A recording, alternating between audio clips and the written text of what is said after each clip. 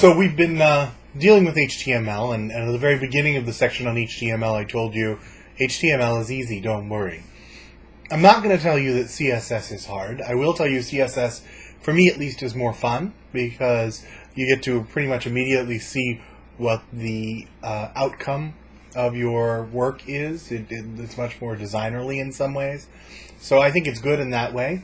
But it is a little bit trickier. And the reason it's trickier is that you're expected as a professional to produce CSS that creates web pages that look right in multiple browsers, in multiple computers, across multiple platforms and different operating systems. So it has to not just be okay, but it has to work well across the board. The other piece is when you do something wrong in HTML, it's pretty clear what's wrong. You've probably forgotten to close a tag. You may have misspelled a tag or something. That's basically, you can usually track down the problem pretty quickly. When it comes to CSS, it can be a little trickier. A piece isn't quite where it should be, and things aren't lining up just the way they ought to be. And so unlike HTML, you end up spending some more time doing tweaking. All right, so how do you actually use CSS? What is CSS? CSS is a set of instructions that you send to the browser saying, I know you've got some default instructions, and I'm going to let you finish, but let me just say, this is the best way to display this page ever. Here's my suggestions. And it's a list of suggestions. It says, hey, you got an emphasis tag? Maybe you should make that a little bigger. I'm just saying. Make it a little bigger. So it's that kind of set of suggestions that you send to the browser and you say, here are some things I'm suggesting you do.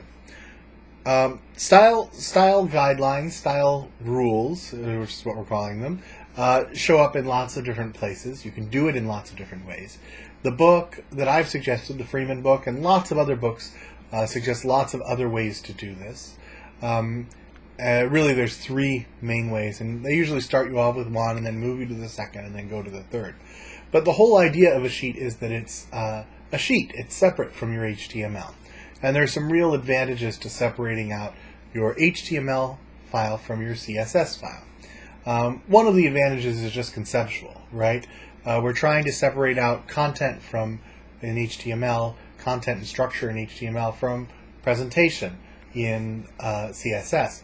And so, it makes sense to me, at least, a lot more sense. It makes it easier to make that division if you say, okay, these are in separate files. Here's the file where I'm dealing with presentation. Here's the file where I'm dealing with structure. Now, again, that dichotomy is, like most dichotomies, at least somewhat false. You actually do have to tweak slightly the content of the HTML pages in most cases in order to create the kind of affect that you want, or the kind of presentation that you want. We've already seen one of the ways you do that, right? That is by labeling different sections of the page in order to be able to grab them and change them in some way. That's how we were using ID and class tags. So we've already done that a little, and that separation isn't complete. But by having them in separate files, it reinforces that idea. We want to keep these as separated as we possibly can. So that's one. Another reason is that you can have a perfectly working site and have the style be the same on each page, and simply swap out the style sheet, and you've changed the way the site looks. So, for example, you probably have seen this a bit in something like a WordPress installation. You change out the theme, and all the content is the same. We get a little bit tricky there in terms of structure, because sometimes the structure changes a little, but the look and feel of the page changes completely. So, if you are working for a large organization and you have a new boss come in and says, I absolutely hate the color orange, you can either spend weeks going through page by page and getting rid of orange on each page, or you can change one file for the whole site, that style sheet, and have it change the entire site in one move. So the smart move is to be using sheets as separate style sheets linked to the HTML. We're not even going to deal with the other two ways, which is including style as an attribute in one of the tags, or including it as a section in the head. Instead, we're going to go straight to the third way, the best way, which is linking to a CSS file outside the main file. So let's do that now. In order to do that, we need to tell the HTML file where to go to look and find this style sheet. So we do that, and we saw this actually in something we were looking at before.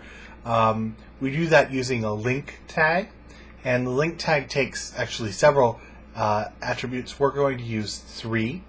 The first is rel, that is what kind of link is this, and we already know what kind of link this is. It's a style sheet.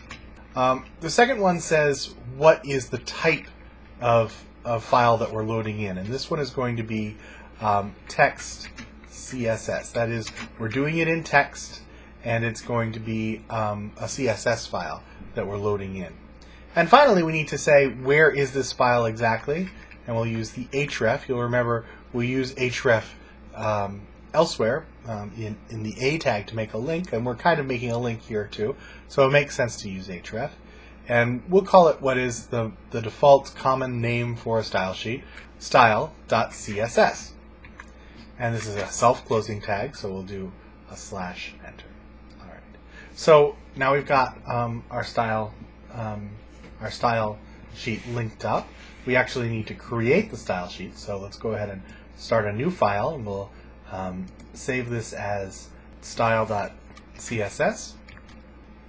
So what is it that we have in the style sheet itself? Well, in the style sheet we have a set of rules, and these rules are based on selecting an element from the page and then saying something about that element.